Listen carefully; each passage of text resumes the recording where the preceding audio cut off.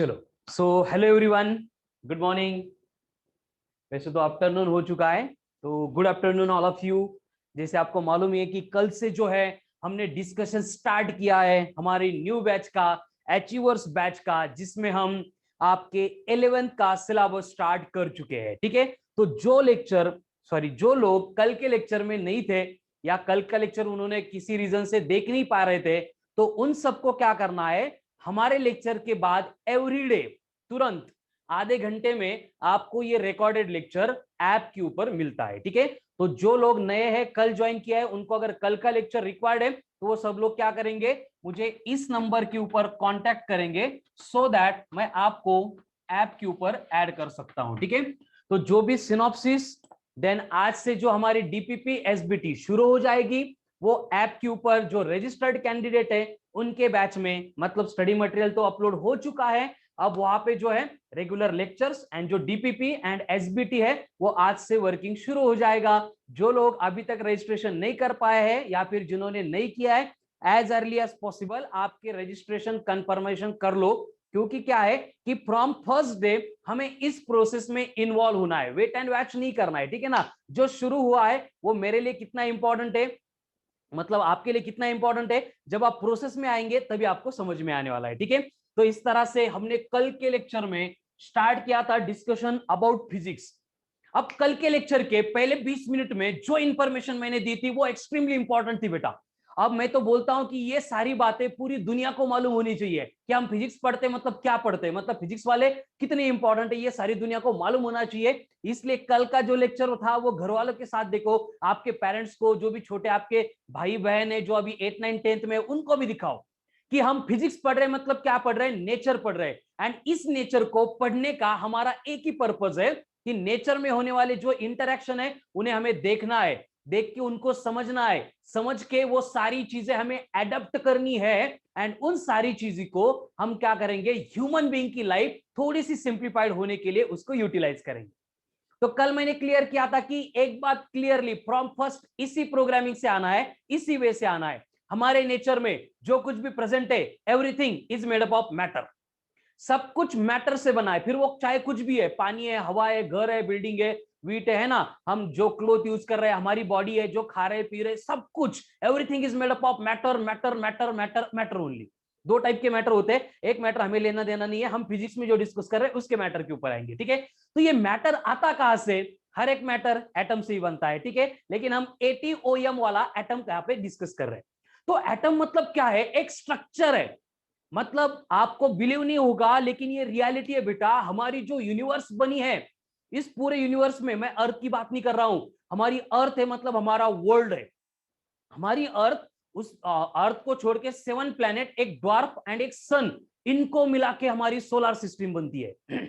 ऐसे lakhs of solar system combine होके एक गैलेक्सी बनती है, एंड ऐसे लैक्स ऑफ गैलेक्सीज कंबाइन होके बनता है हमारा यूनिवर्स। मतलब हमारा यूनिवर्स कितना बड़ा है ये अब तक हमें मालूम नहीं है। कुछ लोग तो कंसेप्ट लेके आ रहे हैं कि यूनिवर्स के साथ पैरेलल यूनिवर्स भी प्रेजेंट होता है। अब ये पैरेलल यूनिवर्स क्या है, उसमें कंसेप्चुअल पार्ट क्या क्या है, इसी टॉपिक में आने वाले, जुड़े रहिए आप। तो आगे जाके मैं उससे रिलेटेड कुछ पिक्स भी, कुछ थ्योरी है आपको यहाँ पे एक्सप्लेन करने वाला हूँ।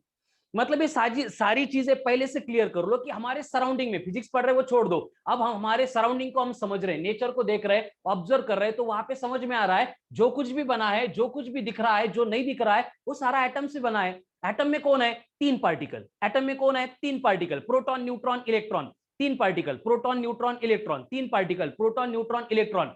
तीनों के पास क्या है, सिर्फ 2 स्पेशल टेंडेंसी है। तीनों के पास क्या है, 2 स्पेशल टेंडेंसी है, एक मास, दूसरी चार्ज। एक मास, दूसरी charge. And mass and charge को छोड़ के कुछ है ही नहीं। मतलब हमारे सराउंडिंग में जो कुछ भी बनता है, जो कुछ भी होता है, हैपन होता है, जो भी नेचर की साइकिल रेगुलेट होती है, वो साइकिल को रेगुलेट करने के लिए रिस्पॉन्सिबल कौन है, मास है एंड चार्ज है। तो ये मास को एंड चार्ज को पढ़ना, इनके इंटरेक्शन को पढ़ना मतलब फिजिक्स पढ़ना, ये पार्ट क्लियर हो गया। अभी उसी कंसेप्ट को और डिटेल में समझने के लिए मैंने पहला टॉपिक ही शुरू कर दिया है, ग्रेविटेशन। अब ग्रेविटेशन में हम जो कुछ भी पढ़ेंगे, मैंने कल ही डिफाइन कर दिया था, ग्रेविटेशन मतलब क्या है, एक प्रोसेस है, घटना है, फेनोमिनन है, जो होने वाली है, जिसको कोई रोक नहीं सकता, नेचुरल है।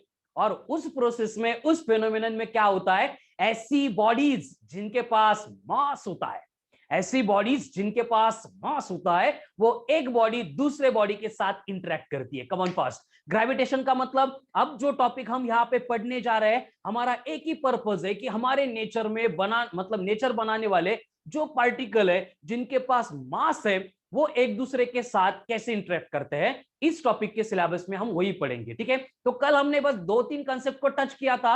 एक, what is mean by gravitation.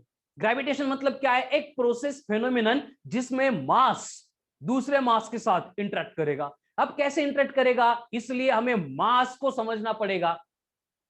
अभी जो मास है उसको मैंने बोला था कि 3 तरीके से डिफाइन कर दिया गया है अब तक की। पहली मास की डेफिनेशन थी content of matter in the given body. कोई भी बॉडी है, उस बॉडी में मैटर का कंटेंट। अब लिंक लगाओ, मैटर का कंटेंट मतलब किसका कंटेंट, एटम का कंटेंट। एटम का कंटेंट मतलब किसका कंटेंट, प्रोटॉन का कंटेंट, न्यूट्रॉन का कंटेंट, इलेक्ट्रॉन का कंटेंट। तो सारे प्रोटॉन, न्यूट्रॉन, इलेक्ट्रॉन के कंबाइन मास को हम बॉडी का मास कंसीडर करते हैं। दूसरी डेफिनेशन जो भयानक थी, डिस्ट्रक्टिव थी, कल मैंने कुछ बातें आपको बोली, इतने भयानक एटम बम हमने बना के रखे। मैंने तो हाइड्रोजन बम के बारे में बोला ही नहीं था कल। हाइड्रोजन बम तो सबका बाप है, कैसे वो देखेंगे अपन। तो आइंस्टाइन ने बोल दिया कि मास मतलब क्या है, जो आप समझते हो वो तो है, उसके साथ वो स्टोर्ड फॉर्म ऑफ एनर्जी है। क्या है वो, स्टोर्ड फॉर्म ऑफ एनर्जी है। जैसे क्या होता है, वो मगरमच्छ होती है ना, जैसे वो हम कार्टून एनिमेशन वीडियो देखते हैं कि पानी में बैठी है शान, सो गई, कोई एनिमल आता है या फिर कोई आदमी आता है, उसको लगता है क्या है वो दगड़ वगैरह है, और उसके ऊपर बैठ जाता है, और फिर बैठने के बाद समझ में आता है, जब उसकी आंखें खुलेगी, जब उसका मुंह खुलेगा, तब सारा कार्यक्रम हो जाएगा। वही केस आइंस्टाइन हमें बोल के गया है। बराबर है आपका, मास मतलब कंटेंट ऑफ मैटर, लेकिन ये मास मतलब स्टोर्ड फॉर्म ऑफ एनर्जी है। इसको शांत रखेंगे तब शांत रहेगी, जब लिबरेट करेंगे तो क्या होगा, E=mc², इतनी एनर्जी जनरेट होगी। और उसके मतलब हम एक्सप्लेनेशन के रीजन भुगत रहे, एटम बॉम्ब, हाइड्रोजन हम बना के रखे हैं, जिससे हिरोशिमा नागासाकी डिस्ट्रक्शन हमने देख लिया है। अभी सबसे भयानक आदमी दुनिया में किम जोंग यूंग। कौन है Kim Jong Un, North Korea का प्राइम मिनिस्टर, प्रेसिडेंट, जो मतलब क्या बोलते हैं, उनका किंग है, सब कुछ है। मतलब उनके कंट्री में ऐसे चलता है, उसने जो हेयर कट बनाई सबने वही हेयर कट बनानी है, कुछ मतलब अलग नहीं चलेगा। उसके कंट्री के लोग फॉलो करेंगे, हमें क्या है, लेकिन वो क्या कर रहा है, एटम बॉम्ब बना रहा है, हाइड्रोजन बॉम्ब बना रहा है। यानी इनकी कॉन्सेप्ट लेके आके, मतलब कुछ साल पहले, 1-1.5 साल पहले उसने अमेरिका को बोल दिया था कि अगर आप आगे अगेन हमारे साथ इंटरफियर करेंगे तो हम अमेरिका के ऊपर वाटर बॉम्ब डाल देंगे। अभी वाटर बॉम्ब कहां से आ गया, वही आइंस्टाइन की कंसेप्ट से। इसने बोला कि मैं क्या करूंगा, एटम बॉम्ब डालूंगा, लेकिन वो अमेरिका में नहीं डालूंगा। अमेरिका के जो समुद्र है, सी शोर है, सी शोर पे, समुद्र के किनारे पे डाल दूंगा। तो क्या होगा, इतनी बड़ी सुनामी आ जाएगी कि वो अमेरिका को खुद के साथ लेके जाएगी। और वो नई कंसेप्ट लेके आ गया वाटर बॉम्ब की। तो ये सारी बातें जो चल रही है उसके लिए रिस्पॉन्सिबल हमारे आइंस्टाइन का एक्सप्लेनेशन ही है। लेकिन बेचारा आदमी बहुत अच्छा था, लोगों ने उसका गलत फायदा उठाया, हम उसके लिए कुछ बोल नहीं सकते। अब उसके बाद में आगे बढ़ेंगे तो हमें समझ में आता है कि इस ग्रेविटेशन को पढ़ना है तो मास मतलब कुछ अलग है। क्या है अलग मतलब, मास मतलब टेंडेंसी है। ये बात ध्यान से सुनो बेटा, इसके अकॉर्डिंग सोचेंगे तो सब कुछ विजुअलाइज होगा, दिख जाएगा। कोई भी बॉडी दिखी, उसके ऊपर अगर मास है तो ऐसे दिखना चाहिए कि अरे हाँ ये स्फेरिकल कुछ तो बना रहा है, अगर मैं इसमें एंटर करूंगा तो ये मुझे अट्रैक्ट करेगी। मतलब एक टेंडेंसी है। मास मतलब क्या है, टेंडेंसी है। इससे रिलेटेड हमारा आगे का डिस्कशन आज होने वाला है। ये मास मतलब क्या है, ये मास मतलब टेंडेंसी है। अब इस वर्ड का मैं नेक्स्ट 2 इयर्स में number of times, more than 10,000 times इसका यूज करने वाला हूं। हर बार आपको इसकी एक ही मीनिंग लेनी है। टेंडेंसी मतलब law of behaviour provided by nature, provided by nature.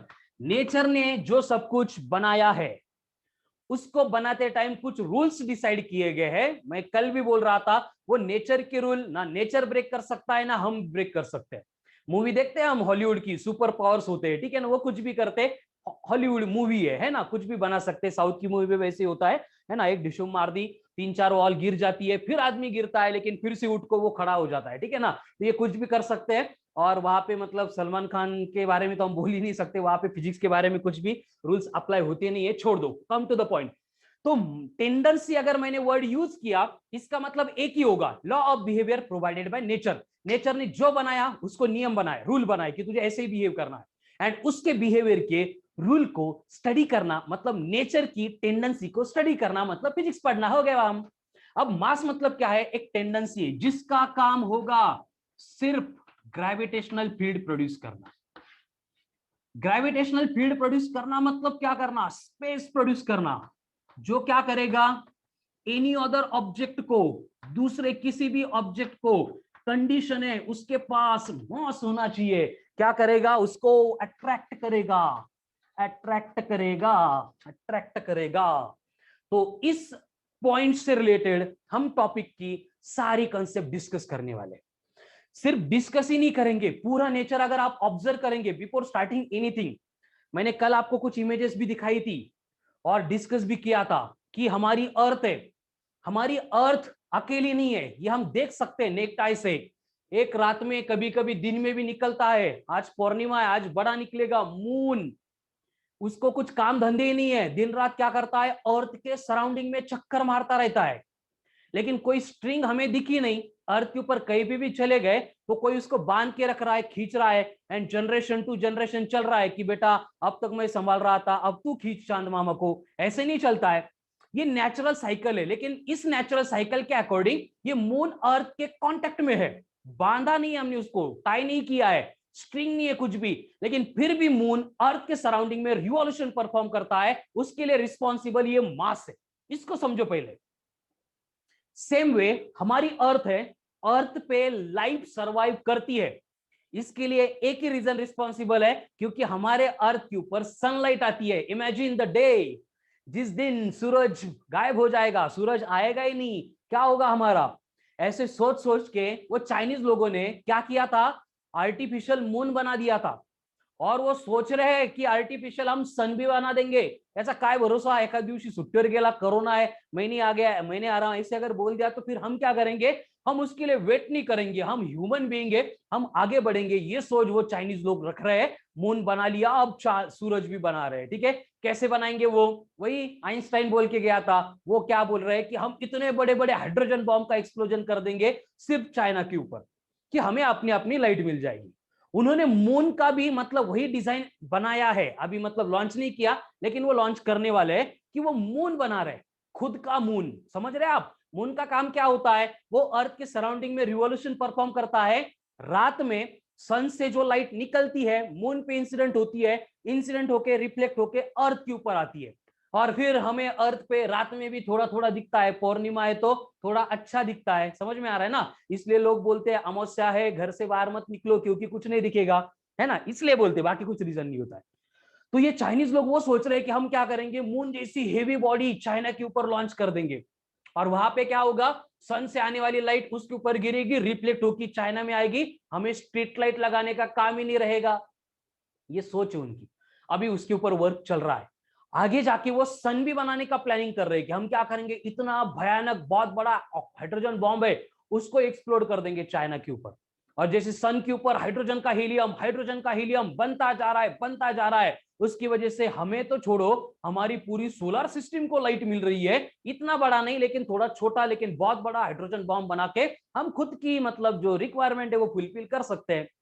लेकिन हमारी जो अर्थ है आज की डेट में, ये चाइना क्या करेगा आप फ्यूचर में देख लेंगे, तब जब होगा तब देख लेंगे। कोरोना को तो भुगत रहे, उस सन को भुगतेंगे। लेकिन अब की डेट में, आज की केस में, हमारी जो अर्थ है वो सन से कनेक्टेड है। कैसे कनेक्टेड है? ऐसे सन से भी बांध के रखा, किसी से बांधा होता तो वो अभी तक पिघल गया होता, मेल्ट हुआ होता। लेकिन फिर भी हर साल एक चक्कर कंप्लीट कर रही है। 365 डेज हो गए, एक चक्कर कंप्लीट, अगेन 365 डेज हो गए, एक चक्कर कंप्लीट। ऐसे कितने चक्कर लगाए, कितने साल हो गए हमें मालूम ही नहीं। हम बस प्रेडिक्ट करते हैं 10 lakh years before, 20 lakh years before, 40 lakh years before, है ना? ये बस नंबर है हमारे पास, वो एक्चुअल डेटा हमारे पास नहीं है। ये बस कुछ मतलब एलिमेंट्स हमें मिलते हैं, उनके ऊपर अपन ऑब्जर्व कर करके इनका जो डेटा है उसको कलेक्ट करके फिर सिंप्लीफाई करके ऑब्जर्व करने का ट्राई करते हैं। तो हमारी जो अर्थ है वो सन के सराउंडिंग में घूमती है। इसकी वजह से क्या होता है? एक तो लाइफ सर्वाइव हो गई, दूसरा जो हमारे पास सीजन्स होते हैं, रेनी सीजन, विंटर, एंड क्या आता है बीच में? एक समर। ऐसे सीजनेबल जो चेंजेस होते हैं, देन वहां पे सन की मतलब डे टाइम की लेंथ, देन सनलाइट की इंटेंसिटी, ये सारे जो वेरिएशंस आते हैं वो उसी की वजह से आ रहे हैं। अर्थ सन के सराउंडिंग में घूम रही है, अर्थ की जैसे और 7 प्लैनेट्स, एक द्वार पे वो भी सन के सराउंडिंग में घूम रहा है, एंड इन सबको घुमाने वाला कौन है? इसलिए मैंने कल का लेक्चर जो बोला उसको समझो, दुनिया को समझाओ बेटा। ये फिजिक्स आपके लिए नहीं है, ये दुनिया को चीजें समझ में आनी चाहिए कि हमारे सराउंडिंग में जो कुछ भी है, जो कुछ भी होता है, उसके लिए रिस्पॉन्सिबल सिर्फ मास एंड चार्ज है। ठीक है, समझ में आ रहा है? तो मास मतलब क्या है? अब हम हमारे टॉपिक के एंगल से देखेंगे तो हर एक बॉडी को अगर मास मिल गया, वो अपनी ग्रेविटेशनल फील्ड प्रोड्यूस करेगा। कल भी मैंने बोला था कि एक ग्रेविटेशनल फील्ड दूसरे ग्रेविटेशनल फील्ड के साथ इंटरैक्ट करती है। एक बॉडी जिसके पास मास है, दूसरी बॉडी जिसके पास मास है, डायरेक्ट मास मास इंटरैक्ट नहीं करेंगे। जैसे ये चौक है, मैंने कल भी बोला था, छोड़ दिया ये ग्राउंड पे जाके रुक जाएगा। ऐसा नहीं कि ग्राउंड को चीर फाड़ के और के अंदर चला गया, नहीं मैं शांतच निवसणार तोपर्यंत, ऐसे नहीं होगा। ग्राउंड पे चला जाएगा, मास और मास की बिटवीन का सेपरेशन खत्म, ग्रेविटेशनल फील्ड खत्म, इनका इंटरेक्शन खत्म, इसकी मोशन भी खत्म। थोड़ा से उठा के फिर छोड़ दूंगा, फिर ये नीचे जाएगा। मतलब फील्ड फील्ड के साथ इंटरेक्ट करती है, मास मास के साथ नहीं। लेकिन हम यहाँ पे इतना डिटेल हर बार बोल नहीं सकते, तो हम एज्यूम करते हैं कि एक मास जो है वो दूसरे मास के साथ इंटरेक्ट करता है। हो गया। अब टॉपिक का सबसे important point, Newton's law of gravitation. Newton's law of gravitation. अब ये स्टोरी सबको पार्ट हो गई है ना। न्यूटन मतलब लोगों को मजाक का विषय बन गया है, लेकिन न्यूटन बेटा न्यूटन है। किसी भी स्ट्रीम में जाओ, कहीं पे भी जाओ, न्यूटन को पढ़ना ही पड़ता है, उसको छोड़ के कुछ भी नहीं है, है ना। इसके लॉ ऑफ ग्रेविटेशन रिलेटेड मैं भी एक स्टोरी बोलता हूँ। वैसे न्यूटन साहब बुरा नहीं मानेंगे, मुझे मालूम है, इसलिए मैं बोल देता हूँ, है ना। समर डेज थे आपकी तरह, सासरोडीला गेला बिचारा, पोट भरून आमरस खाल्ला, आराम करायला सफरचंदाच्या झाडाखाली गेला, झोपलेला असताना डोक्यात सफरचंद पडलं, फिर उसके दिमाग मतलब खराब हो गया कि ये मेरे दिमाग पे क्यों गिरा। ऐसे नहीं था कि न्यूटन से पहले कोई भी ऑब्जेक्ट ग्राउंड पे नहीं गिरता था, ऐसे नहीं था। हर एक ऑब्जेक्ट पहले भी कहीं पे छूट रहा है, कोई फ्रूट है या फिर दूसरा कोई ऑब्जेक्ट है, वो भी क्या करता था, मोशन परफॉर्म करता था, ग्राउंड के ऊपर आके ही गिरता था। न्यूटन के टाइम में भी वही हुआ। तो ये न्यूटन को ऐसे क्यों, मतलब अलग क्या लगा उसमें? यही तो साइंटिस्ट की स्पेशलिटी थी बेटा। एंड वही मेंटेलिटी, वही टेंडेंसी हमें फिजिक्स में डेवलप करनी है। बस आपको सोचना है कि ये चलता कैसे, ये होता कैसे। मतलब इनिशियली जब आप छोटे थे, जब स्कूल सिस्टम में एक्चुअल एनरोल नहीं हुए थे, तब आपकी ब्रेन की जो टेंडेंसी थी उसको अगेन इग्नाइट करने का काम हमारा फिजिक्स करता है। यहाँ पे कोई भी रट्टा मारेंगे नहीं, हम किसी भी फॉर्मूले लॉ को रट्टा मार के प्रिपेयर ही नहीं करेंगे। वो है इतना इंटरेस्टिंग, आपका मन नहीं करेगा फिर भी आप लेक्चर करेंगे। लेक्चर करेंगे तो कंसेप्ट क्लियर हो जाएंगी। एक बार कंसेप्ट क्लियर हो गई, उसके रिलेटेड जो डीपीपी आएगी वो सॉल्व करने का आपका 101% मन करेगा। सॉल्व करते टाइम एक कंडीशन होगी कि आपको कुछ आएगा, कुछ लगेगा कि ऐसे आता है, एंड कुछ ऐसा होगा कि जो नहीं आएगा, जहां पे मेरी जरूरत होगी। मतलब एवरीडे आपको आता है, ये कॉन्फिडेंस हम देंगे कि यू कैन। दूसरा, आपको समझ में आएगा कि अभी नहीं, लेकिन हम मैं कर सकता हूं और थोड़ा आगे बढ़ूंगा तो। मतलब you can at the given moment, जो आपने पढ़ा है अब तक कर सकते हो, और थोड़ा अगर माइंड को, ब्रेन को ट्रेन करेंगे, बूस्ट करेंगे, तो और थोड़ी क्वेश्चन सॉल्व कर सकते हो। एंड कुछ क्वेश्चन के लिए आपको वहां पे समझ में आना चाहिए कि नहीं, अभी मैं परफेक्ट नहीं हुआ हूं, मुझे और थोड़ा बढ़ना है। ये तीनों टाइप के क्वेश्चन का कॉम्बिनेशन डीपीपी एसबीटी में हम मेंटेन करेंगे। आपको टाइम दिया जाएगा, अभी लेक्चर के आधे घंटे के बाद डीपीपी ऐप पे अपलोड हो जाएगी। अपलोड होने के बाद आपको सेम डीपीपी सॉल्व करनी है टिल मॉर्निंग। और फिर मॉर्निंग में जैसे मैनेज होता है, जिनका रजिस्ट्रेशन हो चुका है उनको एक टाइम हम वहां पे डिसाइड करेंगे, एंड वहां पे एक्सप्लेनेशन सेशन होगा, जहां पे कैलकुलेशन की शॉर्टकट ट्रिक्स, जो भी मतलब शॉर्टकट मेथड से मल्टीपल चॉइस क्वेश्चन सॉल्व किए जाते हैं, मैं उस तरीके से सॉल्व करके दूंगा। मतलब कंसेप्ट भी क्लियर हो गई, न्यूमेरिकल एमसीक्यू सॉल्व हो गए, हमारा काम ही हो गया। इस तरह से पर डे हमें वर्क करना है, तो एक दिन भी हमें ऐसे लोड नहीं लगेगा, बोरिंग नहीं लगेगा, नया कुछ ना कुछ मिलने वाला है। इतने भयानक भयानक रहस्य, सीक्रेट से वर्ड के जो हमें फिजिक्स में मालूम होने वाले हैं। ये मुझे मतलब 10 साल के एक्सपीरियंस के बाद भी मैं आज एक्सपीरियंस करता हूं कि जब भी लेक्चर ले रहा हूं, हर लेक्चर में नई एप्लीकेशन, नए एग्जांपल्स आते हैं दिमाग में। मैं इनको मतलब सोच के नहीं बोलता हूं, आज ये बोलना है, आज ये बोलना है, ऐसे नहीं है बेटा। कंसेप्ट मुझे मालूम है, लेकिन हर बार मेरे दिमाग में नए एग्जांपल्स आते हैं। उसका रीजन ये है कि फिजिक्स है ही मैजिकल सब्जेक्ट। बस आपको उस प्रोसेस में आना पड़ेगा। सब्जेक्ट है, एग्जाम के लिए प्रिपेयर करे, वो तो होने वाला है, इट्स माय रिस्पॉन्सिबिलिटी। आपका काम ये है बस लेक्चर में एनरोल होना है, एसबीटी डीपीपी को सॉल्व करना है, डाउट एक्सप्लेनेशन सेशन में आना है, आउटपुट आने ही वाला है। एंड ये आउटपुट याद रखो कि मेरे जो स्टूडेंट है 5, 6, 8 साल के वगैरह, अभी अगर फोन किया या फिर कहीं पे कांटेक्ट हुआ तो मेरे ही कंसेप्ट मेरे को पढ़ा रहे, बोलते सर 5-6 साल हो गए वो भूले ही नहीं। या फिर बहुत सारे स्टूडेंट है जिनके कजन्स ऑलरेडी पहले से मेरे पास पढ़ चुके हैं, वो भी डिस्कस करो उनके साथ कि उनकी कंसेप्ट मतलब क्लियर ही है, परमानेंटली हमें वो वर्क करना है, आपका भी वही होगा। एंड ये सारी बातें, और एक बात इंपॉर्टेंट ना, ये सारी बातें मैं जो बोल रहा हूं ये आपको कहीं पे मिलेगी भी नहीं, ये पेटेंटेड है, ये हमारा डेटा है, समझ में आ रहा है ना। इस तरह से फिजिक्स पढ़ने का, क्योंकि क्या है, इस तरह से फिजिक्स पढ़ाने का मेरा जो प्लान है वो एक ही चीज के ऊपर वर्क करता है कि हमारा जो ह्यूमन ब्रेन है, ये भी चीज वर्ल्ड के 4% लोगों को मालूम है, हमारा जो ब्रेन है उसको एक ही लैंग्वेज समझ में आती है, लैंग्वेज ऑफ इमेजेस।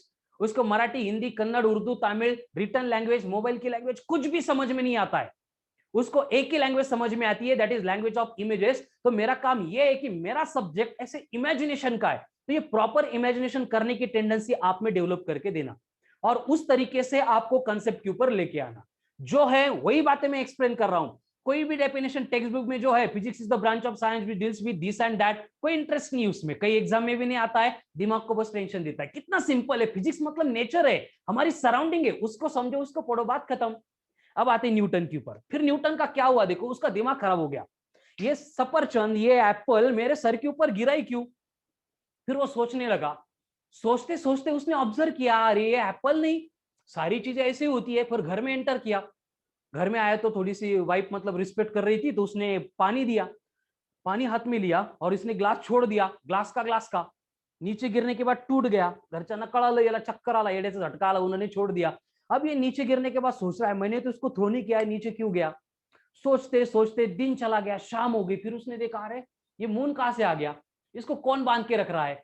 फिर उसने क्या किया, ऐसे सडनली नहीं हुआ, झोपला होता, सकाळी देवाने आशीर्वाद दिला आणि त्याने डायरेक्ट लॉ लिहिला, ऐसे नहीं होता है बेटा। इन लोगों ने एक एक कंसेप्ट के लिए अपने लाइफ के 10, 20, 30, 40 ईयर्स एक्सपेंड किए, तब जाके हम यहाँ पे आपको पढ़ा सकते हैं एंड उसको प्रैक्टिकल अप्लाई करके उसके एडवांटेज हम ले सकते हैं। इस बात के ऊपर आपको बहुत ज्यादा थिंक करना है।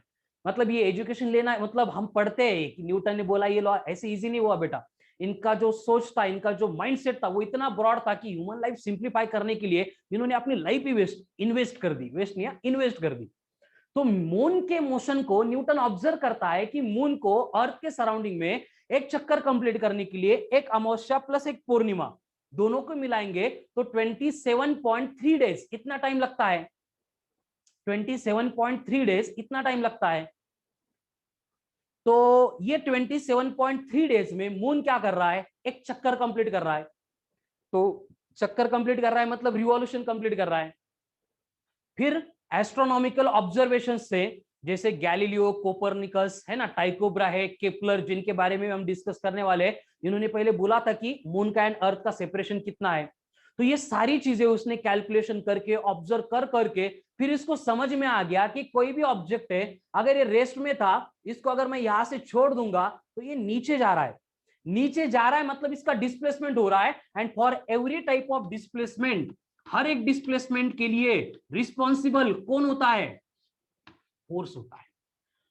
फोर्स के बिना डिस्प्लेसमेंट होना पॉसिबल ही नहीं है। जैसे फॉर एग्जांपल मेरा मन किया और मैंने बोला आईपैड को, आईपैड स्टैंड अप और टेबल पे जाओ, वो जाएगा क्या बेचारा, मेरे साथ रहता है, मेरी बहुत रिस्पेक्ट करता है, लेकिन जा नहीं सकता। लेकिन अगर मेरे सामने अगर कोई स्टूडेंट बैठा होता और मैं अगर उसको बोलता कि बेटा वहां से उठ के इस बेंच पे चलेगा, तो उठता और चला जाता। डिफरेंस समझो, वो खुद से चला जा रहा है, आईपैड को मुझे खुद से उठा के यहाँ पे रखना पड़ेगा। क्यों हुआ ये डिफरेंस, क्योंकि डिस्प्लेस होने के लिए वहां पे जो बच्चा हम इमेजिन कर रहे हैं वो 3 टाइम 4 टाइम खा के मसल एनर्जी स्टोर कर रहा है, and by virtue of that energy ये मसल कॉम्प्रेस हो रहा है, एक्सपांड हो रहा है, वो खड़ा हो रहा है, डिस्प्लेस हो रहा है, बैठ जा रहा है। आईपैड के लिए मुझे पकड़ना पड़ेगा, फोर्स अप्लाई करना पड़ेगा, वहां पे रखना पड़ेगा। इतनी सिंपल कंसेप्ट थी कि टू डिस्प्लेस एनी बॉडी, किसी भी बॉडी को डिस्प्लेस करना है तो वहां पे फोर्स की रिक्वायरमेंट होती है। तो न्यूटन ने बोला कि यहाँ पे जो फोर्स है ग्रेविटेशन का है। अब फिर से वही बात, ग्रेविटेशन का मतलब क्या, ये वर्ड हमारे नहीं है बेटा, इसलिए इस वर्ड से रिलेटेड एक एक इमेज जो हमने स्टार्ट में बनाई है वही याद करो। ग्रेविटेशन मतलब मास का इंटरेक्शन, खत्म। ग्रेविटेशन वर्ड पे फिर से मत आओ, ग्रेविटेशन सुना, मास एंड उसके इंटरेक्शन, इतना ही हमें मालूम है। तो न्यूटन बोलता है कि ये जो फोर्स हम यहाँ पे डिस्कस करेंगे ये ग्रेविटेशन का है, यानी मास एंड मास का है, दूसरे केस में एप्लीकेबल नहीं है। एक मास दूसरे मास से कैसे इंटरेक्ट करता है उससे रिलेटेड है। और ये ऑब्जर्व कर करके बोलता है कि अगर बॉडी के मासेस बढ़ेंगे फोर्स बढ़ता है, अगर बॉडी का सेपरेशन बढ़ेगा फोर्स कम होता है, क्योंकि मून थोड़ा सा क्लोज है, उसको अर्थ अट्रैक्ट कर रही है, लेकिन जुपिटर के, सैटर्न के, यूरेनस के जो मून है उसको अट्रैक्ट नहीं कर सकते क्योंकि उनका डिस्टेंस बढ़ा। और वर्ल्ड का सबसे इंपॉर्टेंट लॉ, अब तक का सबसे इंपॉर्टेंट इन्वेंशन जिसको इनवर्स स्क्वायर लॉ बोलते हैं, ये न्यूटन ने यहां पे कर दिया। F proportional to m1 m2 upon R square. Force जो एक्ट होगा, फोर्स जो एक्ट होगा किसके बिटवीन? ऐसे बॉडीज की बिटवीन जिनके पास मास है, मास है, मास है, मान नहीं मास है, ठीक है। तो जिनके पास मास है वो एक दूसरे के साथ इंटरैक्ट करेंगे और उस इंटरैक्शन वाले फोर्स को बोला जाएगा ये ग्रेविटेशन का फोर्स। न्यूटन ने बस इतनी सिंपल बात थी, लेकिन इस लॉ के बाद में मतलब हमने ग्रेविटी में इतनी प्रोग्रेस कर ली। लास्ट फाउंडेशन के कुछ इंट्रोडक्टरी लेक्चर में मैंने बोला था, वो तो बस इंट्रोडक्शन ट्रेलर था, अभी बहुत डिटेल में हम जाने वाले हैं। सैटेलाइट कैसे कैसे लॉन्च होते हैं, सैटेलाइट वर्क कैसे करते हैं, how it is possible. Just imagine करो बेटा, सोचो कि आप घर पे बैठ रहे मेरा लेक्चर सुन रहे देख रहे, मैं यहाँ पे बैठ के मतलब अकेला बोर्ड पे एक्सप्लेन कर रहा हूँ, मेरे सामने कैमरा लैपटॉप का सेटअप एंड बस इंटरनेट कनेक्शन है। तो ये सारी कनेक्टिविटी जो हो रही है उसके लिए रिस्पॉन्सिबल जो सैटेलाइट है, वो सैटेलाइट लॉन्च करके वो अर्थ के सराउंडिंग में घूम सकते हैं। ये सारी आइडिया जहां से आई थी उसके लिए रिस्पॉन्सिबल न्यूटन का लॉ ऑफ ग्रेविटेशन, ठीक है। तो न्यूटन ने ये बात बोली थी और इसका स्टेटमेंट ये होता है, क्या है statement? Every particle of matter attracts every other particle of matter with a force which is, मतलब हर एक मैटर का जो भी पार्टिकल होगा वो पार्टिकल के मतलब मैटर के दूसरे पार्टिकल को अट्रैक्ट करेगा एक फोर्स से, और वो फोर्स कैसा होगा? Directly proportional to the product of their masses,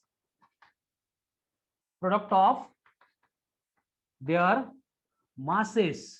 their मतलब किसके? जो एक दूसरे के साथ अट्रैक्ट हो रहे हैं उनके मासेस।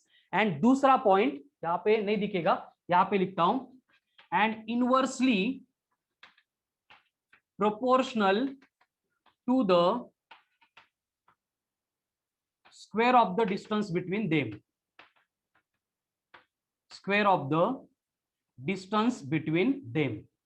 देखो इक्वेशन के ऊपर बाद में आओ, ये थ्योरेटिकल स्टेटमेंट को समझो, अभी प्रिपेयर होना चाहिए। और एक इंपॉर्टेंट बात, लेक्चर में जितना भी डेटा मैं ये बोल रहा हूं बोर्ड पे लिख के दे रहा हूं, सब लोग इसके हैंड रिटन नोट्स मुझे पर्सनल, मेरा व्हाट्सएप नंबर है, कहां पे फिर से लिख के देता हूं, पहले लिख के दिया था, उस नंबर पे डेली सेंड करेंगे। वो एकदम इसेंशियल कंडीशन है। आपने जो लेक्चर किया है उसको देखा है, समझा है, एक बार लिखने दो। लिखने से क्या होता है मालूम है? आईज देख रही है, आईज मतलब क्या है? हमारा सेंसरी ऑर्गन है, डेटा कलेक्ट करके ब्रेन को दे रहे हैं, ब्रेन इसके ऊपर प्रोसेसिंग कर रहा है, वर्क कर रहा है, और वर्क करने के बाद जब हमें लिखना है तो वो हमारे पूरे न्यूरॉन सिस्टम से फ्लो होता है, बॉडी में से फ्लो होता है, फिर हाथ की तरफ आता है। एंड इतना बॉडी में से फ्लो कराने के लिए ब्रेन को उस डेटा को प्रॉपर एनालाइज करना, समझना इंपॉर्टेंट होता है। मतलब हमारे कंसेप्ट का क्लियरेंस और थोड़ा बढ़ जाता है। तो ये वर्क आप करेंगे डेली डेली, मैं नहीं बोलूंगा। तो ये बातें न्यूटन ने बोली थी। कोई भी ऑब्जेक्ट है, मतलब अर्थ है, सन है, या फिर इस चौक के अगर मैं छोटे छोटे यहाँ पे पार्ट बना दूंगा, एकदम छोटे छोटे पार्टिकल्स है, उनके बारे में डिस्कस करेंगे, तो उसके लिए भी एप्लीकेबल है। इसलिए इस लॉ को बोला जाता है universal law of gravitation. Universal law of gravitation, universal समझते हो? यूनिवर्स में कहीं पे भी चला जाओ, चले जाओ। अब फिर से वही बात आती है, यूनिवर्स मतलब क्या है? हम, हमारा सन, हमारे 7 प्लैनेट्स, अर्थ को छोड़ के एक द्वार सोलर सिस्टम, ऐसे crores of lakhs of solar system combine होके गैलेक्सी, ऐसे लैक्स ऑफ गैलेक्सी कंबाइन होके जो यूनिवर्स बनता है, उस यूनिवर्स में कहीं पे भी चले जाओ, इवन पैरेलल यूनिवर्स अगर एग्जिस्ट है उसमें भी चले गए, तो लोगों ने बोला है कि न्यूटन का लॉ अप्लाई होगा इसमें, मतलब आगे पीछे कुछ नहीं होगा, इतना भारी न्यूटन का, ठीक है। तो इसने क्या बोला कि कोई भी ऑब्जेक्ट है जिसके पास मास है, दूसरे ऑब्जेक्ट जिसके पास मास है उसको अट्रैक्ट करता है। अब हम ये चीजें एक्सपीरियंस कर सकते हैं बेटा देखो एकदम माइक्रो लेवल पे, मतलब अलग अलग तरीके से वो होती है, लेकिन होती है हम ये ऑब्जर्व कर सकते हैं। जैसे आपको एक टास्क दिया गया कि आपको क्या करना है, सुबह उठ के भागना है, क्या बोलते हैं उसको, मॉर्निंग वॉक पे जाना है, या फिर क्या बोलेंगे हम, जॉगिंग पे जाना है। और आपके पास दो ऑप्शन है, एक मोकड़ा ग्राउंड है, ओपन ग्राउंड है, एंड दूसरा एक बहुत बड़ा गोडाउन है, एंड गोडाउन भरा पड़ा है सारे ऑब्जेक्ट से। बस आपको भागने के लिए एक रास्ता देंगे, which one will you prefer? अब जो कॉमन नॉर्मल ह्यूमन बीइंग है वो तो बोलेंगे ग्राउंड पे भागना है। कुछ लोग होते हैं जो मतलब क्या बोलते हैं सुपर ह्यूमंस होते हैं, वो बोलेंगे कि नहीं हम गोडाउन में से भी भाग सकते हैं, नो डाउट इन दैट। लेकिन गोडाउन में से भागते टाइम ऐसे लगेगा कि जीवारा लर्नो को पढ़ाएला, ऐसे कुछ तो लगेगा। इसका मतलब ग्राउंड के कंपैरिजन में गोडाउन में भागने के लिए हमें जो एनर्जी की रिक्वायरमेंट थी वो लिटल बिट ज्यादा नहीं है, क्योंकि ये ग्रेविटेशनल फोर्स दुनिया का, वर्ल्ड का, यूनिवर्स का सबसे वीकेस्ट फोर्स है, इससे वीक कोई नहीं है। लेकिन हम एक्सपीरियंस कर सकते हैं कि ग्राउंड से अच्छा, सॉरी गोडाउन से अच्छा ग्राउंड पे भाग सकते हैं, क्योंकि वहां पे कुछ ना कुछ एनर्जी का यूटिलाइजेशन कम होने वाला है। यही बात न्यूटन बोल के गया था। ठीक है, तो ये बना Newton law of gravitation statement. लिखा नहीं लिखा होगा तो स्क्रीनशॉट ले लो, लेक्चर के बाद में लिखो। अब मैं इक्वेशन के ऊपर आ रहा हूं। Every particle attracts every other particle of matter with a force which is directly proportional to the product of their masses and inversely proportional to the square of the distance between them। यानी कि Newton भाऊ जो सांगता है वो ऐसा है कि force proportional to m1 m2 upon r square. अब कंडीशन क्या है कि m1 पहले बॉडी का मास होगा, m2 दूसरे बॉडी का मास होगा, r मतलब दोनों बॉडी के बिटवीन सेपरेशन होगा। यहां पे आपको कुछ पॉइंट याद करने हैं। It's a central force. Newton law of gravitation में जो फोर्स आपको यहां पे दिया है वो क्या है, सेंट्रल फोर्स है। सेंट्रल फोर्स यानी क्या, इसका मतलब ये होगा कि ये ऑलवेज एक पहली बॉडी है, ये दूसरी बॉडी है, तो एक्ट होते टाइम कंपलसरी पहले बॉडी के सेंटर से दूसरे बॉडी के सेंटर के टुवर्ड्स ही ये कनेक्टेड होंगे। इसी फॉर्मेट में ये ऑलवेज एक्ट होगा। ऐसे नहीं होगा हा इकडे चालला, हा इकडे ओढायला लागला आणि मग हा लांब चालला, ऐसे नहीं होगा।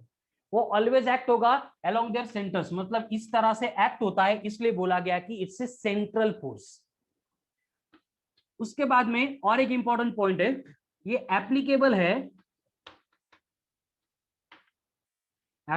है ओनली फॉर पॉइंट मासेस।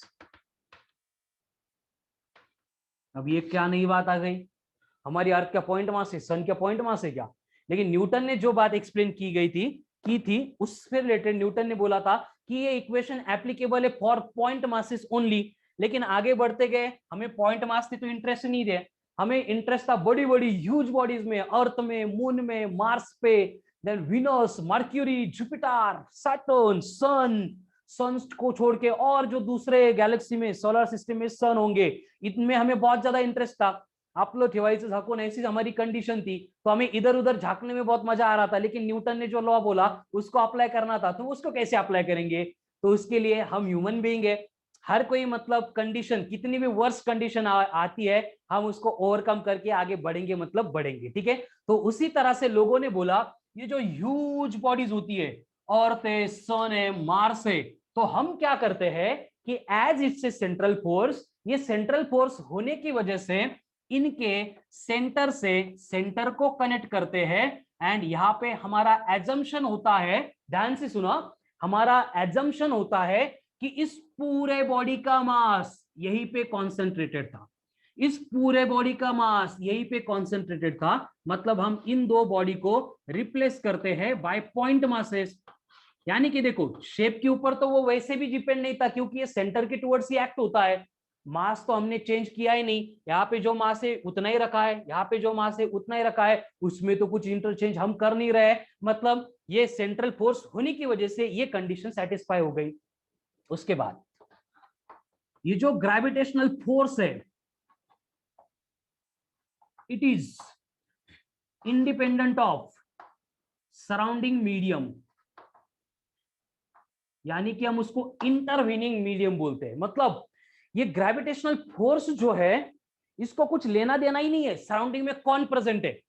नहीं तो क्या होता, देखो इमेजिन करो, अब रेनी सीजन शुरू हो रहा है नेक्स्ट मंथ से, क्लाउड्स आते आबळ येतो, और उस क्लाउड के आने से सन एंड अर्थ इनके बिटवीन का जो मीडियम पहले एयर था वो चेंज होके क्लाउड्स आता। अगर ये फोर्स सराउंडिंग के मीडियम के ऊपर डिपेंड करता तो अर्थ सन से थोड़ी सी दूर जाती, एक बार थोड़ी दूर गई फिर वो दूर ही चली जाती, घूमने के लिए चली जाती, और हम ढूंढते फिरते सन चला कहां पे गया, मून को निकल के मून को साथ लेके अर्थ निकल जाती। ऐसे होता है कि लेकिन पाऊस पडायला लागलाय आबळ अर्थ थोड़ी दूर चालली मग सन ना उडली, ऐसे नहीं होगा। उनका जो सेपरेशन है उसी तरह से जो होना चाहिए वही मेंटेन है, क्योंकि बिकॉज ये जो कंडीशन है कि ये दो ग्रेविटेशनल फोर्स है वो डिपेंड करता ही नहीं मीडियम के ऊपर। कोई मीडियम है तो भी फर्क नहीं पड़ता है, मीडियम नहीं है तो भी फर्क नहीं पड़ता है। फिर किसी लोगों के जो थोड़ा सा सोचते हैं उनके दिमाग में आ सकता है कि सर अगर सेम बात है तो पानी में जाने के बाद ऐसे थोड़ा मतलब धीरे धीरे गिरते हैं, ऐसे मतलब क्या बोलते हैं उसको, फ्लोट होने के लिए ईज आता है, एकदम इजीली फ्लोट होते हैं, वैसे क्यों वहां पे ग्रेविटी का इफेक्ट नहीं होता है, वैसे क्यों होता है? ये चीज एक्सप्लेन करने के लिए हम आर्किमिडीज को पढ़ेंगे। और आर्किमिडीज ने जो फोर्स ऑफ बायोन्सी पढ़ाया था, आप सबको मतलब था 9th में, आप पढ़ चुके उसको, आईसीसी को 10th में था, बाकी लोगों को शायद में 9th में था, तो आप पढ़ चुके, तो उसके ऊपर भी हम डिटेल यहाँ पे ऑब्जर्वेशन करने वाले, तो वो ग्रेविटी का इंपैक्ट नहीं था। तो इस तरह से ये फोर्स के सबसे इंपॉर्टेंट कैरेक्टरिस्टिक्स है। एंड इससे भी इंपॉर्टेंट जो मैं पहले बोल चुका हूं कि it is the weakest force in nature, इससे कम, इससे वीक फोर्स नेचर में अवेलेबल नहीं है, ये स्ट्रॉन्गेस्ट है, बस खत्म, इसके आगे कुछ भी नहीं होगा, सगळ्यात भारी, सॉरी उल्टा बोल दिया मैंने, ये वीकेस्ट है मतलब सबसे लास्ट होगा, इससे वीक कुछ नहीं है नेचर में ग्रेविटी। समझ में आ रहा ना, इससे वीकेस्ट फोर्स है ही नहीं।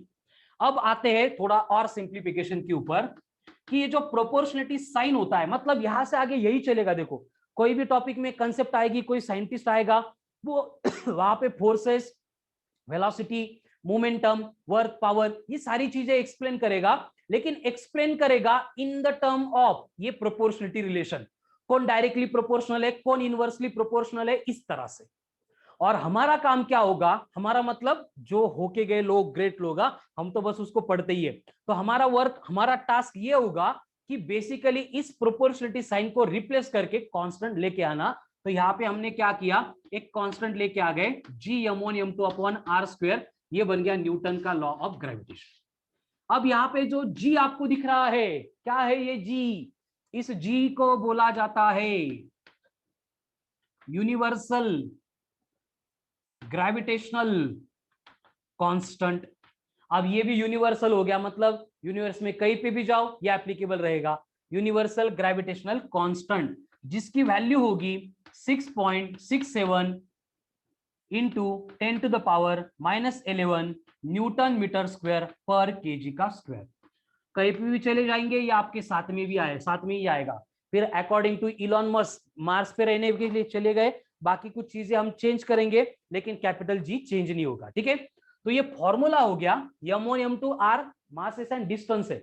लेकिन नाउ ऑनवर्ड जहां पे भी हमारा डिस्कशन होगा वहां पे एक बॉडी कंपलसरी अर्थ होगी, मतलब हम जो फॉर्मूला है वो इस तरीके से यूज करेंगे, F equals to G capital M small M upon R square. इसी तरीके से हम दो बॉडीज के बिटवीन का जो फोर्स है उसको कैलकुलेट करेंगे, जिसमें एक बॉडी हर बार अर्थ होगी। एक आधा ऑप्शनल क्वेश्चन आ सकता है कि दोनों भी बॉडी अर्थ को छोड़ के है, लेकिन मैक्सिमम टाइम्स ये बॉडी जो है वो अर्थ रहेगी। तो नाउ ऑनवर्ड जितने भी न्यूमेरिकल्स आएंगे उनको सॉल्व करने के लिए आपको ये नंबर पाठ करने पड़ेंगे, लर्न करने पड़ेंगे। इसको ऑप्शन नहीं है, mass of the earth 6 × 10⁻24 kg। आपली अर्थ आहे ना एवढी भारी आहे, किती भारी आहे, भारी म्हणजे कोणते भारी, जड, इतनी जड है, कितनी जड है, इसका मास ही 6 × 10⁻24 kg है। 10⁻24 नंबर इमेजिन कर सकते हैं क्या? 10⁻2 मतलब 1 क्विंटल, 10⁻3 मतलब 1 टन, एक टन, 10⁻4, 10⁻5, 10⁻10, ये 24 है, इतना ह्यूज मास है हमारी अर्थ का। देन ये जो हमारी बिचारी अर्थ है, इसका सेंटर से सरफेस तक का जो डिस्टेंस है उसको बोला जाता है आर। एंड ये आर मतलब क्या होता है, रेडियस ऑफ अर्थ, जो एक्चुअल में है 6400 किलोमीटर। लेकिन ये ऐसे नंबर हमें अच्छा नहीं लगता है, हम इसको मीटर में लेंगे, तो ये मीटर में होती है 6.4 into 10 to the power 6 metre.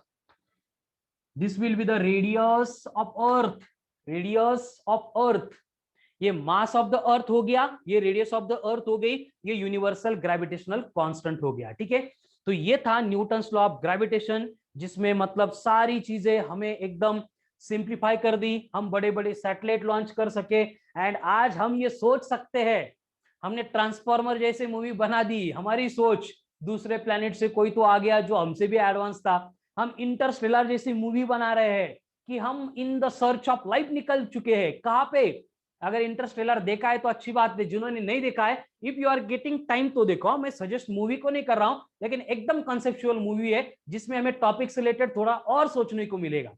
मतलब वहां पे आपको क्लियरली साइंटिफिकली, ऐसे कोई साउथ मूवी की तरह फेक थ्योरीज नहीं, वहां पे साइंटिफिकली क्यों होता है, कैसे वर्क करता है, वार्म होल क्या है ना, ब्लैक होल क्या है, टाइम ट्रेवल क्या होता है ना, स्पेस एंड टाइम की रिलेटिविटी क्या है, ये सारी चीजें का आपको थोड़ा सा कॉम्बिनेशन करके दिया है। अगर टाइम मिला तो आप देख सकते हो, मैं ये बोल रहा हूं, देखना है मैं सजेस्ट नहीं कर रहा हूं कि देखो करके, अगर टाइम मिला तो देख सकते हैं। ठीक है, हाँ, लेकिन मिशन मंगल को जाओ, वो देखो, वो अच्छी मूवी है, हिंदी में भी थोड़ा और क्लियर हो जाएगा। इंटरस्टेलर का प्रॉब्लम यह है कि वो एक बार देख के समझ में नहीं आएगा, इसलिए मैं सजेस्ट नहीं कर रहा हूं।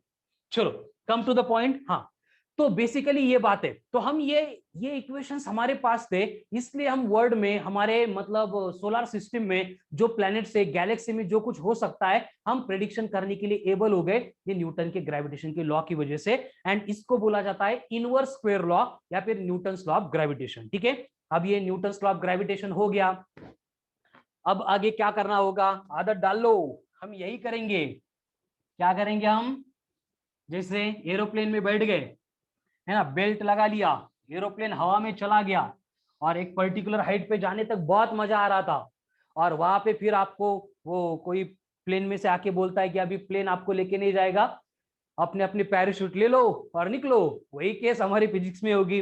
इतनी इंटरेस्टिंग बातें चल रही थी, aha, Newton, Mars, Interstellar, Gravity, Mission Mangal, और यहाँ से हमें क्या मिला, फिर ऐसी कंसेप्ट आती है जो रियलिस्टिक हमारी लाइफ से कैसे कनेक्टेड है वो समझ में आता है। फिर यहाँ पे ये जो साइंटिस्ट लोग हैं, लाइफ टाइम एफर्ट्स लेके हमें एक फॉर्मूला डिराइव करके देते हैं। हम क्या करते हैं, उस फॉर्मूले के इंतजार में दो दो लेक्चर ऐसे थ्योरी स्टडी करते हैं। एक बार फॉर्मूला मिल गया, फिर शुरू होता है हमारा मिशन मंगल, मिशन न्यूमेरिकल।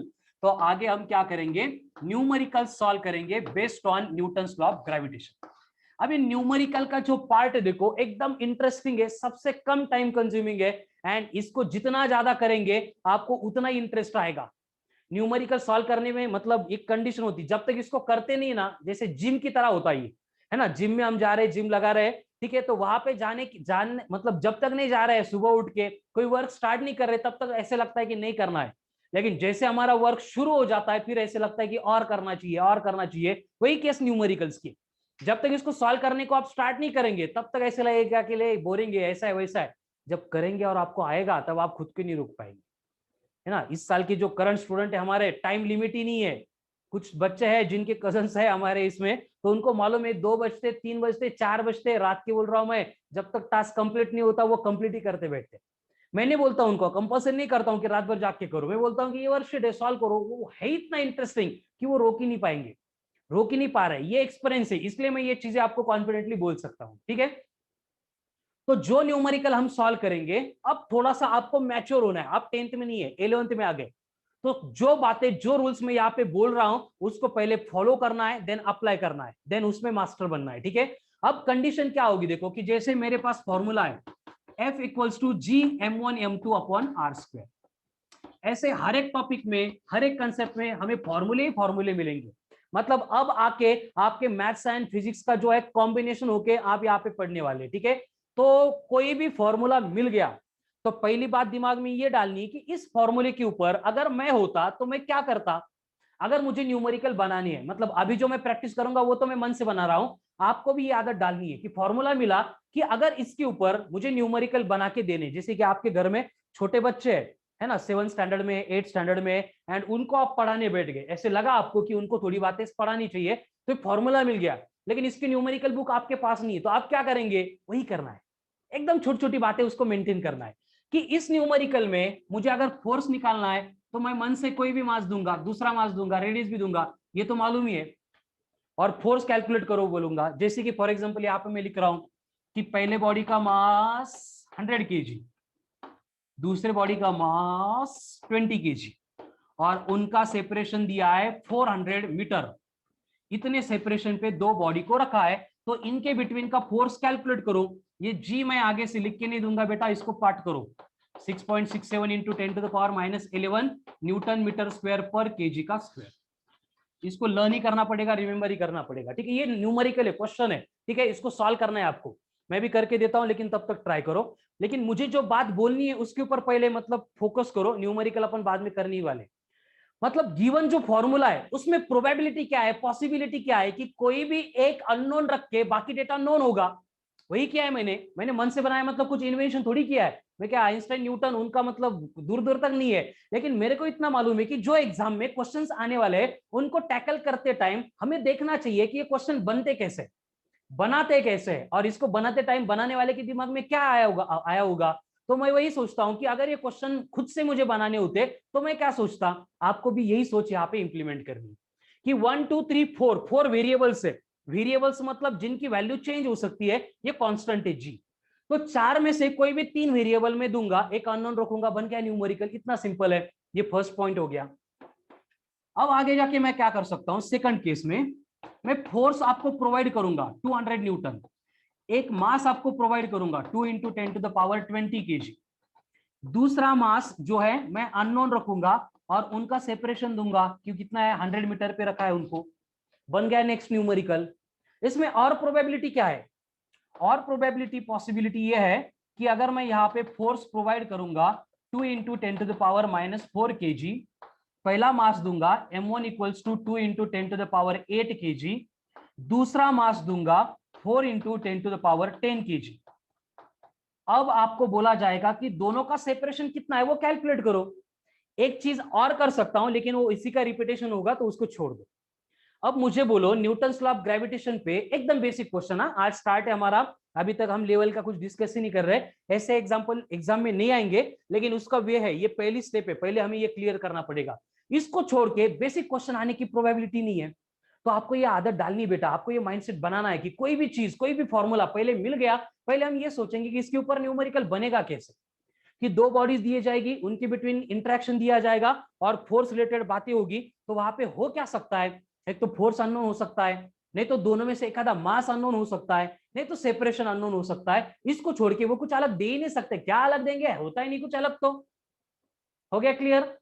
तो ये बातें हो गई। अब मुझे ये न्यूमेरिकल सॉल्व करना है, मैं सॉल्व करके देता हूं, ठीक है। ठीक है, कुछ लोगों के आंसर्स भी आ रहे हैं, वेरी गुड। बाकी लोग चलो ट्राई करो।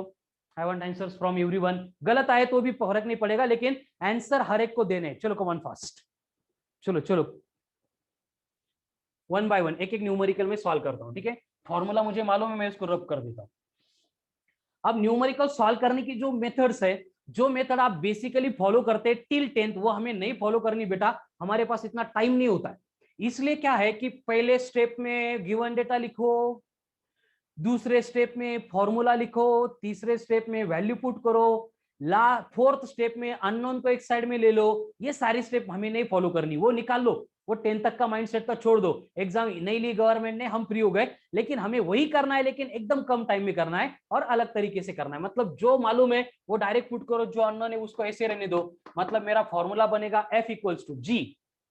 और एक बात हर एक लेक्चर में बोली मैंने अब तक, हर एक बैच में एक्सप्लेन करता हूं कि बेसिकली हम जो जर्नी स्टार्ट कर रहे हैं, उस जर्नी में हमें जहां पे पहुंचना है, जो कॉम्पिटिटिव एंट्रेंस होने वाली है, उस एंट्रेंस को क्रैक करना है। ये हमारा बेसिक एम है। कंसेप्ट एंजॉय करेंगे, दैट इज डिफरेंट पार्ट। तो ये सारा पार्ट करते टाइम हमें एग्जैक्टली करेक्ट आंसर नहीं चाहिए। फिर से एक बार मैं ओपनली बोल रहा हूं, लाइव लेक्चर में बोल रहा हूं, एग्जैक्टली करेक्ट आंसर हमें नहीं फाइंड करना है, क्योंकि चार ऑप्शन दिए जाते हैं, उसमें से एक ऑप्शन ऑलरेडी करेक्ट है। हम बस डिसाइड करेंगे कि वो करेक्ट ऑप्शन कौन सा है, इसलिए हम अप्रोक्सीमेशंस लेंगे। क्या लेंगे, अप्रोक्सीमेशंस लेंगे, ठीक है।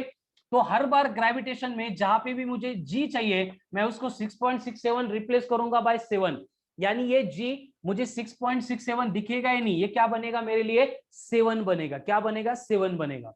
तो इसको अगर 7 बना दिया, तो यहाँ पे जी था, तो मैं लिख सकता हूं जी की जगह पे 7 इंटू 10⁻11 इंटू m1, कितना m1 100। अब ये 100 मतलब 10 स्क्वायर है, तो ये बना 10 टू द पावर +2। m2 है, m2 मतलब 20 है, तो ये 20 यहाँ पे लिख दिया। डिनोमिनेटर में r का स्क्वायर कर रहे हैं, r कितना है 400, तो 400 को मैं ऐसे लिख सकता हूं, 400 can be written as 4 into 100 मतलब 10 स्क्वायर। अब इसका स्क्वायर कर रहे हैं, 4 का स्क्वायर 16, 10 स्क्वायर का स्क्वायर कर रहे हैं, पावर की पावर का मल्टीप्लीकेशन मतलब 4। तो ये f इक्वल्स टू क्या होगा, 4 से डिवाइड करते हैं। आपके लिए थोड़ा सा स्टेप बढ़ा रहा हूं, मैं तो ये करता ही नहीं हूं, आपको भी उसी स्टेप पे लेके आने वाला हूं, बट वो पॉसिबल नहीं फर्स्ट डे पे। हम थोड़ा सा दो जैसे जैसे प्रैक्टिस हो जाएगी वो पॉसिबल हो जाएगा, ठीक है। हम क्या करेंगे, इसको 5 से, इसको 4 से, ये 1, ये अप्रोक्सीमेटली 2 आएगा। एग्जैक्ट 2 नहीं है, मुझे मालूम है 7/4 नहीं, लेकिन 7 अगर 8 होता तो। इसलिए मैं क्या करूंगा, जब इनका मल्टीप्लीकेशन करूंगा 5 इंटू 2 10, तो इसको 10 से थोड़ा सा कम लूंगा तो ये 9 बनेगा। +4 ऊपर आके -4, -4 -11 -15, -15 +2 ये बना -13 न्यूटन। ये बन गया मेरा आंसर। इस मेथड से आप आ रहे हैं तभी आपको पॉसिबल है, with in 1 minute you will get the answer. समझ में आ रहा है ना। तो जो हमारा एक्स्ट्रा का सेशन होगा, एक्सप्लेनेशन सेशन, मतलब लेक्चर के बाद मैं आपको डीपीपी दूंगा, डीपीपी के बाद में जो एक्सप्लेनेशन सेशन होगा, इसमें मैं ऐसे नंबर ऑफ 3-4 तरीके से कम टाइम में आंसर कैसे आता है कैलकुलेशन के लिए, मतलब इफेक्टिव मेथड्स क्या है, इसके ऊपर वर्क करने के लिए मैंने अलग से सेशन रखा है। क्योंकि ये लेक्चर जो है, मुझे तो कंसेप्ट इतनी भारी होती है, इतनी एप्लीकेशन भरे पड़े हैं, वो एक्सप्लेन करने के लिए रिक्वायर्ड होता है। लेकिन प्रॉब्लम क्या है कि 8, 9, 10th में तीनों साल में जो हमने मैथ्स भी पढ़ा है, जो फिजिक्स भी पढ़ा है, दोनों भी यहाँ पे रिक्वायर्ड है। फिजिक्स के लिए एक बार, मैथ्स के लिए आपको 8, 9, 10 का मैथ्स नहीं लगेगा, मैथ्स के अलग ही टॉपिक आएंगे, डिफरेंशिएशन, इंटीग्रेशन, लिमिट्स वगैरह। लेकिन फिजिक्स पढ़ने के लिए 8, 9, 10 का पूरा मैथ्स रिक्वायर्ड है, और वो उस तरीके से नहीं, अलग मेथड से हमें यहाँ पे लर्न करना पड़ेगा। इसलिए मैंने अलग से सेशन वहां पे प्लान किया है, जहां पे आपको ये ईच एंड एवरी स्टेप कैसे आ गया। अभी कुछ लोग होंगे जिनको थोड़ा कंफ्यूजन होगा की नेमक्या घोळ काय घातला सरांनी, 7/4 को डायरेक्ट 2 बोल दिया, आयुष्यात ऐसा पहिल्यांदा झालो। ऐसे ही होने वाला है बेटा आगे। वो क्यों होता है, कैसे होता है, you will come to know explanation session में, जहां पे हम ये सारी बातें जो है वो डिटेल में सॉल्व करेंगे, ठीक है। तो ये क्वेश्चन मैंने सॉल्व कर दिया। आगे के जो क्वेश्चन है, question number 2 and question number 3, ये आपके लिए होमवर्क है। कितने बजे, अभी 5 बजे आपको टाइम है, टिल 8:30 PM, 8:30 बजे तक लेक्चर के हैंड रिटन नोट्स एंड ये दोनों क्वेश्चन के आंसर सब लोग मेरे व्हाट्सएप नंबर पे सेंड करेंगे। Then I will assign DPP SBT, evening 8 PM को मैं असाइन करूंगा, जिसको आप मॉर्निंग 10 PM तक सॉल्व करेंगे। एंड मॉर्निंग 10 PM तक ऐप के ऊपर आपको सबमिट का, अपलोड का ऑप्शन होगा, उसको सबमिट करने के बाद, अपलोड करने के बाद जो भी आपके डाउट्स होंगे, नहीं होंगे, एक्सप्लेनेशन सेशन होगा, जिसमें सिर्फ रजिस्टर्ड कैंडिडेट अलाउड है। ये सारी प्रोसेस जो मैं बोल रहा हूं लेक्चर छोड़ के, तो उनका टाइम हम देखेंगे, डिस्कस करेंगे। जो टाइम मैनेज होता है उसमें एक एक न्यूमेरिकल इसी मेथड से, इसी तरीके से मैं आपको सॉल्व करके देने वाला हूं, ठीक है। तो जिनका रजिस्ट्रेशन पेंडिंग है, या फिर जिनका आज का कल का पहला लेक्चर है, as soon as possible confirm your registration, और उसके लिए आपको इस नंबर पे कांटेक्ट करना है। साइमल्टेनियसली कल से हमारी बैच शुरू हो गई है, तो कल का भी लेक्चर बहुत इंपॉर्टेंट था, इंट्रोडक्टरी था।